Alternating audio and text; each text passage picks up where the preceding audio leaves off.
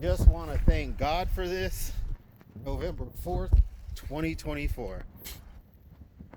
Y'all, God was so extraordinary today, y'all. He kept me calm. He kept me in control of myself. He just plain and simply kept me, y'all. He kept me. And it is extraordinary, y'all. They tried their best, y'all. And I can honestly say that the job that the Lord did to keep me in the midst of all this targeting. I'm just getting back from going to, excuse me, I don't know if y'all heard that. I'm just getting back from going to get some free food, y'all. And but what the Lord did, so first of all, they gave me this junk food. I'm just gonna put it at the TV table. Someone else may want it. I don't even have milk for that, so. Like if you don't eat that without whole milk, you're literally just eating junky sugar. So for what the Lord did for me, protecting me from all this targeting, it's so extraordinary. It's so miraculous. It's so, like, I praise and glorify and worship his holy name forever and ever, y'all.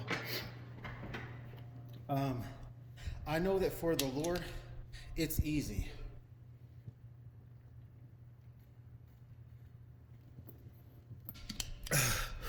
Y'all, it was just over a 10-mile round trip. I got lots of groceries. For the Lord, it's easy. It's not a big deal to protect me and to not fall prey to what this program has to offer, but rather to keep me smiling literally the entire time. Not smiling in a vindictive way, like somebody does something to you, so you smile just to make them mad and act like what they're doing has no effect. Smiling because the Lord don't put a smile on your face, and he just got you smiling throughout all of it. I mean, he kept me calm. So y'all, they tried their best. What they did was, it was some of the best. I give them credit. It was some of the best targeting ever done. I guess amongst the best targeting, particularly the vehicular, the boxing, you win everywhere you go. They really tried their best, but they're no comparison to the Lord. I'm like, the Lord kept me calm.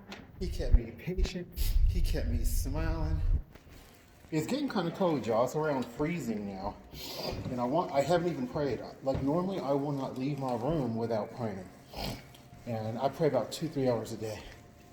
And I'm finna check my mail, y'all, while I'm talking. Oh, and I wanted to see what they had here. They still got some stuff here, y'all. Check this out. So I really like the corn. So I'm gonna take that.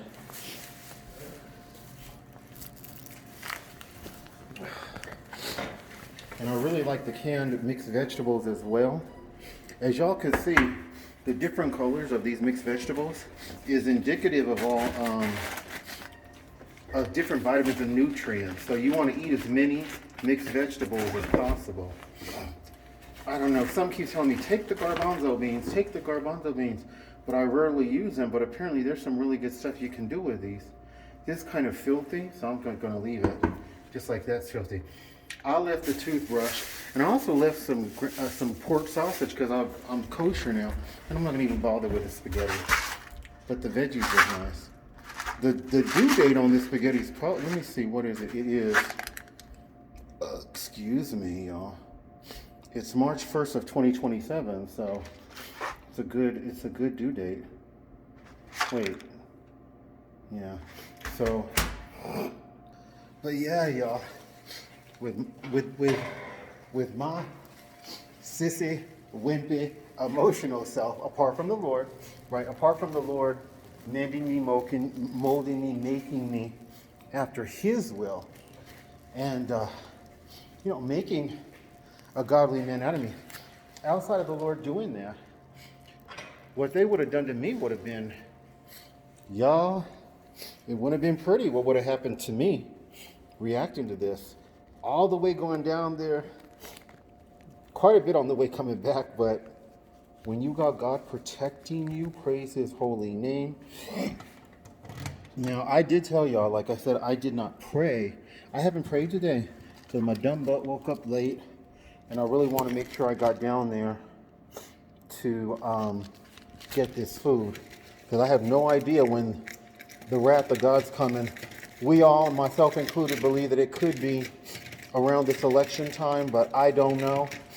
But there's major stuff that's going to be happening. Oh my gosh, y'all, I'm destroying this person's piece of mail. I'm trying to get this piece of mail in here, y'all. It's just a little bit too thick. It's a little bit too thick for the doggone slot. So, okay, we got it. I had to bend it in half. So, I want to make sure I'm prepped, y'all, because God's wrath is coming. God's wrath is coming on this nation, and I don't know if it's going to be right around election or not. I know that I will be safe from all of this, because while the Lord has let me know and given me visions of what's going to happen, and it is not going to be pretty, and He's given other people visions, some of their visions have added to what the Lord has shown me, but they have not contradicted what the Lord has shown me. Not even with Dimitri Duduman and the vision of mass civil unrest and upheaval. Massive. I had never heard of Dimitri Duduman. He began prophesying this from the 80s to the 90s, and his message was to the church that God's judgment was coming. Yeah, we live in an evil world and whatnot, but God's judgment was coming because of the church. Disobedience in the church, sin within the church. And the church hasn't learned. So a lot of you guys say, oh yeah, we know. They're starting to stand up for gay rights and stuff like that. How can the church do that? Well, the love of money is the root of homosexuality. And that's what the church suffers from first and foremost. They suffer from the love of money. Yeah. So, if the church were to take the money they use to build these buildings and start daycares and seminaries and turning the church into a business, we wouldn't have homeless. We certainly wouldn't have homeless veterans, since everyone claims to care about veterans so much. We probably wouldn't have starvation, but the church is all about money. It's all about the building. And in the book of Acts, the beginning of Acts, is when the church was the purest. They didn't have buildings. People met in people's homes.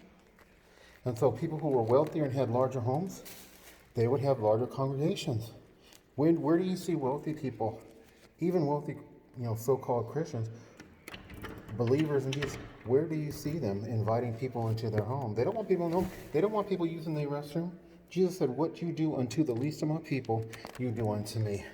Most wealthy Christians, they wouldn't have a homeless person in their home. What you do unto the least of my people, you do unto me. They certainly, I don't unlock the door, then I guess I relocked it. What you do unto the least of my people, you do unto me. And so they wouldn't dare, most wealthy. I'm